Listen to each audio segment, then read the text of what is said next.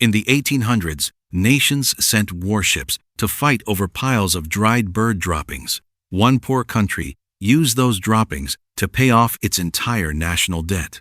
This is the story of how seabird poop became worth more than gold. Picture a warship in the open Pacific. Its heavy guns are loaded and aimed. But they are not pointed at another navy.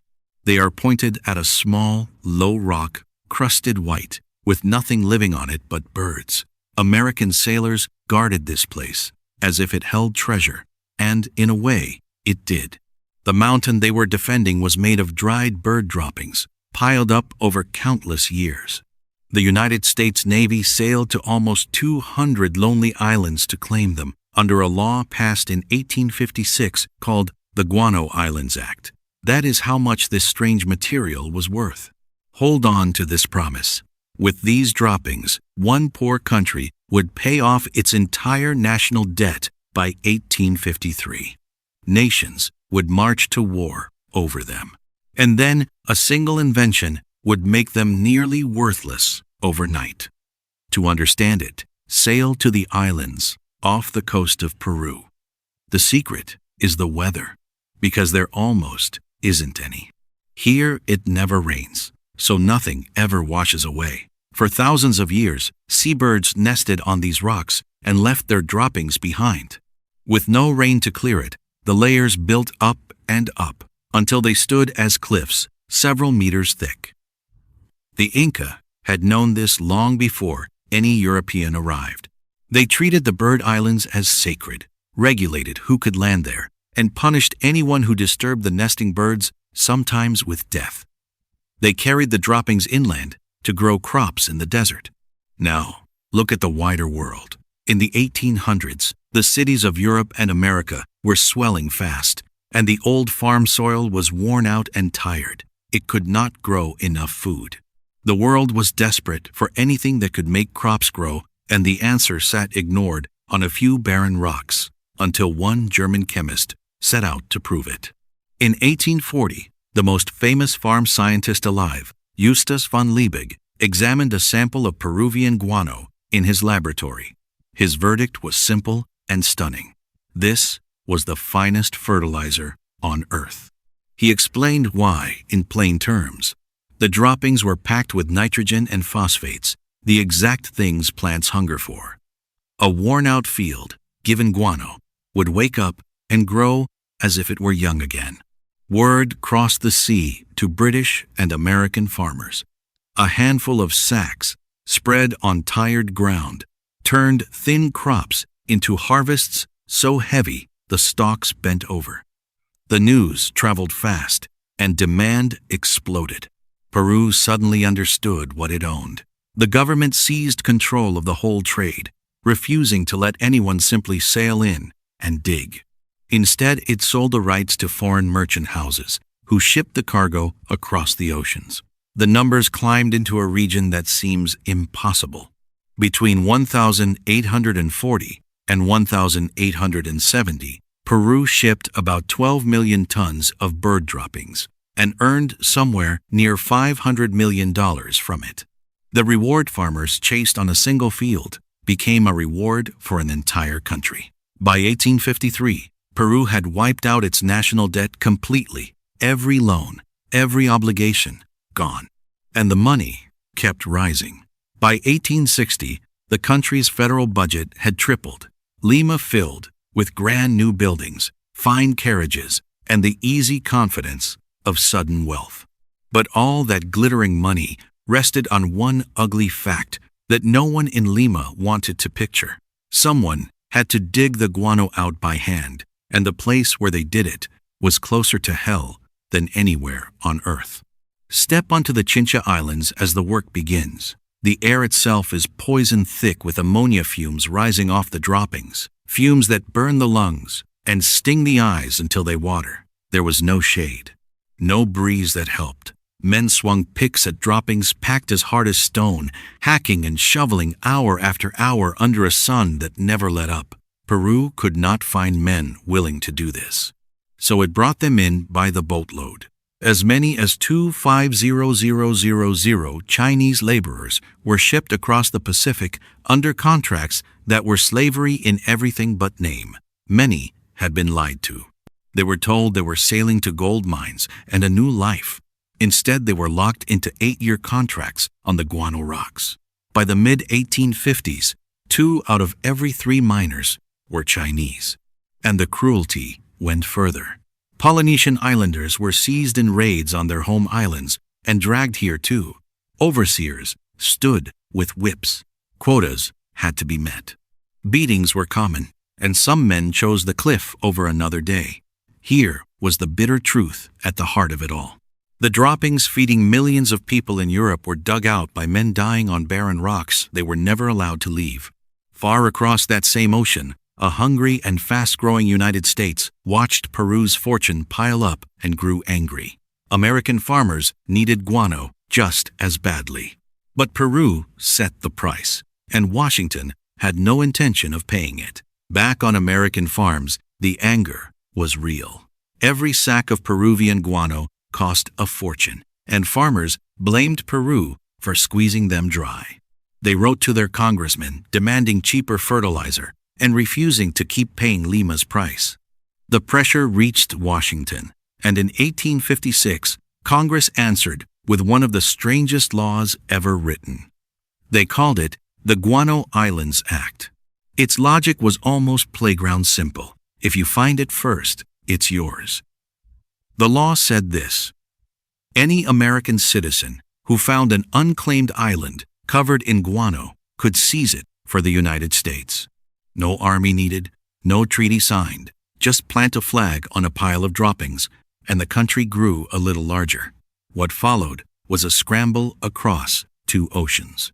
Ship captains and adventurers raced toward every speck of land that smelled of bird droppings. Within just a few years, Americans claimed nearly 200 islands, rocks, and reefs scattered around the globe. And so came the surreal sight. The mighty U.S. Navy sailed to forgotten dots of coral in the middle of nowhere, not to fight an enemy, but to guard mountains of dried bird waste as official national territory. A few of those rocks belong to the United States to this very day.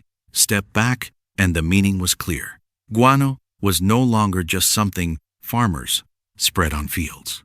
It had become a matter of national power, a prize that empires now chased the way they once chased gold and spices.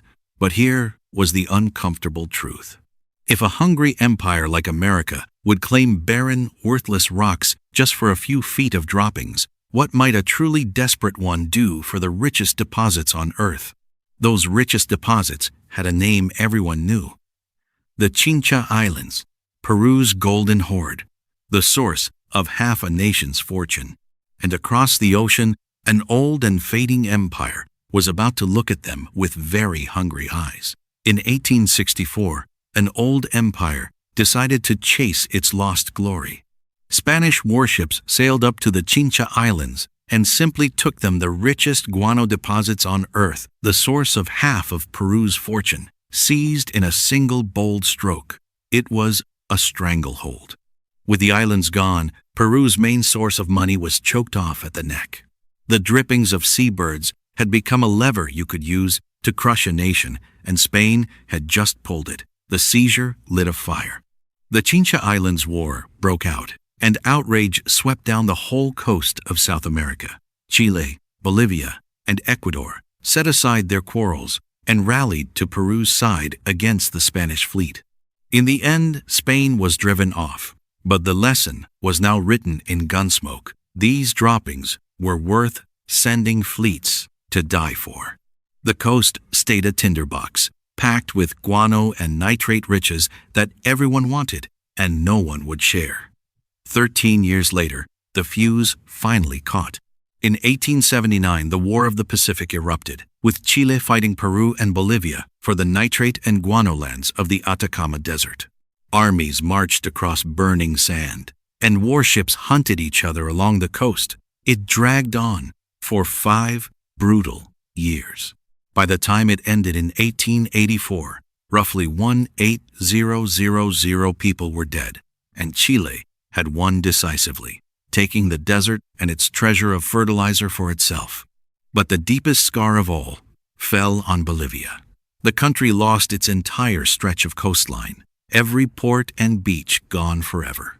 From that day to this, it has been a landlocked nation, sealed away from the sea, all over fertilizer. And here lies the cruelest twist of all. Men were marching into the desert to kill and die for these deposits, fighting for a treasure that quietly, beneath their feet, was already starting to run out.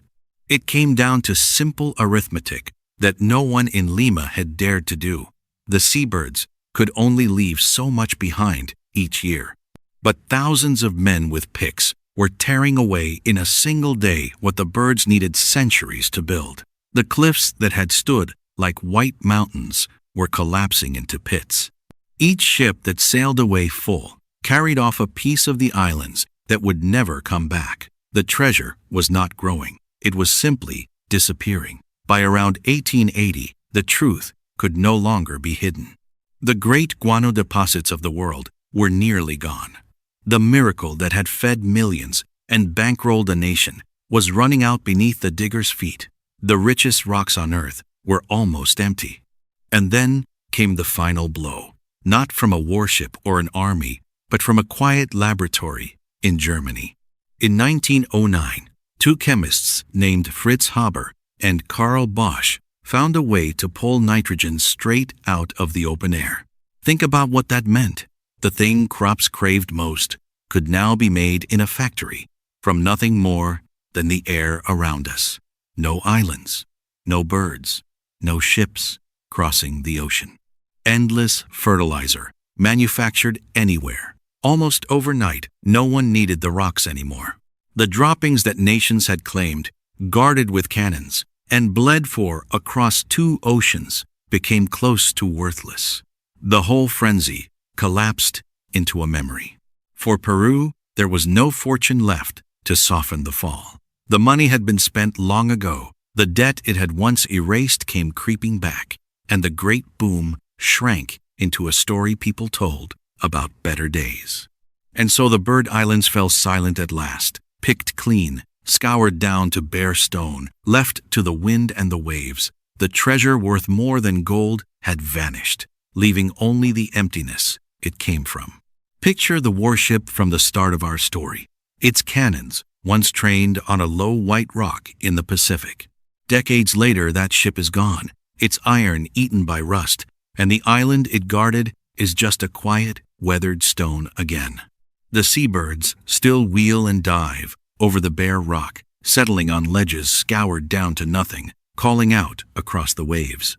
They build their nests as their ancestors did, as if no fleet ever fought here, as if the mountains of treasure had only ever been a dream. And here is the lesson written in those silent rocks. The world chooses what is precious, and the world can change its mind. Bird droppings paid off a nation's debt, redrew borders, and launched warships across 2 oceans. Then men in a laboratory found a better way, and the priceless became almost nothing in a single lifetime. So when something today feels worth more than gold, remember the emptiness these islands came from and the emptiness they returned to. Guano shows how quickly the world decides what is precious and how fast that can change. If you enjoyed this story, subscribe. There is always another one worth telling.